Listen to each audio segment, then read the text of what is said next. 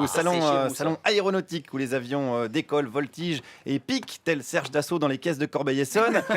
Et Dassault, il va en être question dans cette chronique parce que je me suis intéressé au Rafale, le célèbre avion Rafale. Je me suis même placé devant le stand Dassault où était exposée cette fierté française. Et je dois vous dire, putain, quel succès ce Rafale. C'est lui qu'il fallait prendre à Europe 1 pour remonter les audiences. En plus, il vous aurait coûté moins cher que Patrick Cohen, je pense. Le Rafale, c'est seulement quelques dizaines de millions d'euros à côté de Patoche chez Cadeau. Et en plus, c'est un avion dit intelligent. Hein. Ça vous aurait changé de Raphaël Enthoven. Mais bon, non, on n'est pas là pour parler d'Europe 1. Revenons à notre Rafale et à ses fans. Et on commence avec une dame. C'est un bel engin quand même, surtout quand il fait les descentes en pic. Mais est-ce qu'un engin de mort peut être un bel engin ? Est-ce que ça doit automatiquement ou impérativement être un engin de mort ? Ah ben, disons qu'il transporte des missiles quand même. Oui, mais il n'est pas obligé de les lancer. Ah, bien vu. Ah, papa. Alors si c'est de la déco, je dis ça va. Ok, non, mais c'est vrai. Moi-même, quand je vois un djihadiste avec une Kalachnikov en bandoulière, je me dis, bon, il n'est pas obligé de l'utiliser, le gars.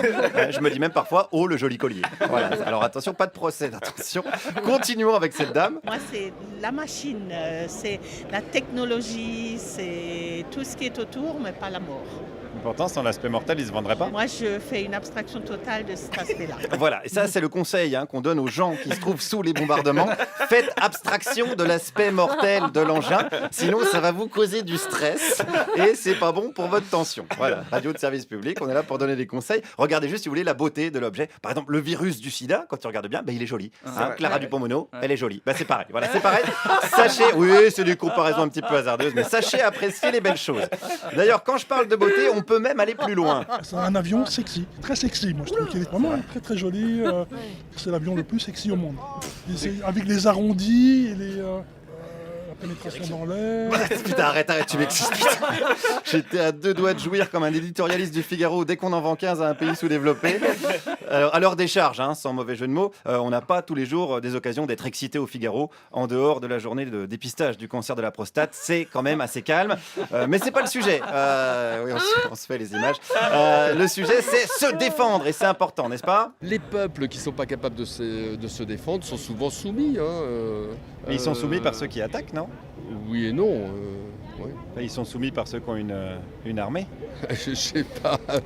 Bon, disons que c'est assez rare qu'un pays envahisse un autre avec des petites cuillères ou des chamallows. Voilà, on va pas se mentir. Alors je sais bien que les djihadistes attaquent au marteau, mais je sais pas si un Rafale va être bien utile à ce moment-là. Enfin, c'est plutôt Valérie Damido qu'il faudra envoyer. Elle connaît mieux le matos, elle va leur maroufler la gueule, ça sera plus efficace.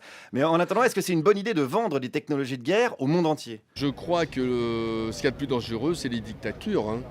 Voilà. Bon, les démocraties qui disposent d'un armement, mon Dieu, je pense que ça me semble plus logique que les dictatures. Par exemple, le Qatar, c'est une dictature. Et pourtant, on leur vend des Rafales. Je ne suis pas au courant de toutes ces ventes. J'en entends un petit peu parler. Mais si, quand même, on l'a su, ça. Oui, c'est très difficile de pouvoir juger. C'est pas évident. C'est vrai que c'est un pays qui coupe la main des voleurs et qui jette les homosexuels du haut des immeubles. Il faut voir aussi l'aspect culturel. Je veux dire, il y a un savoir-faire.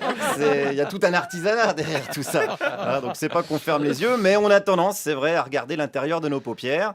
N'est-ce pas, monsieur ? Écoutez, si on met beaucoup d'argent et c'est nos impôts à en construire, autant que ce soit une réussite. Est-ce que la guerre, c'est bon pour l'économie alors ? Sur certains aspects, oui. Est-ce que ça, c'est pas un problème ?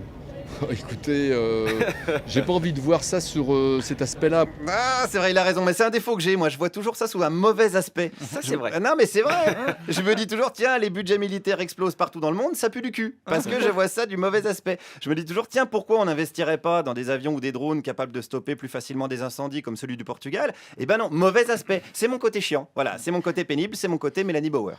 Alors, pour contrebalancer, attention, pour contrebalancer. C'est pas possible. Pour contrebalancer, je voulais quand même finir cette chronique par une note positive directement avec un militaire. On a l'occasion de côtoyer ces avions-là toute l'année, vu qu'on part pas mal en mission, donc c'est un bel avion. Après, chacun y voit son compte. Disons qu'on s'imagine que si on se prenait ça sur le coin du bec, on ferait pas les malins, quoi. Ah bah oui, non mais ça par contre, je pense que ça efface les sourires. Ça efface les sourires, voilà, c'est bien vu. Ça efface les sourires des femmes, des hommes, des enfants, mais pas ceux des actionnaires de chez Dassault. Guillaume Meurice, merci pour tout.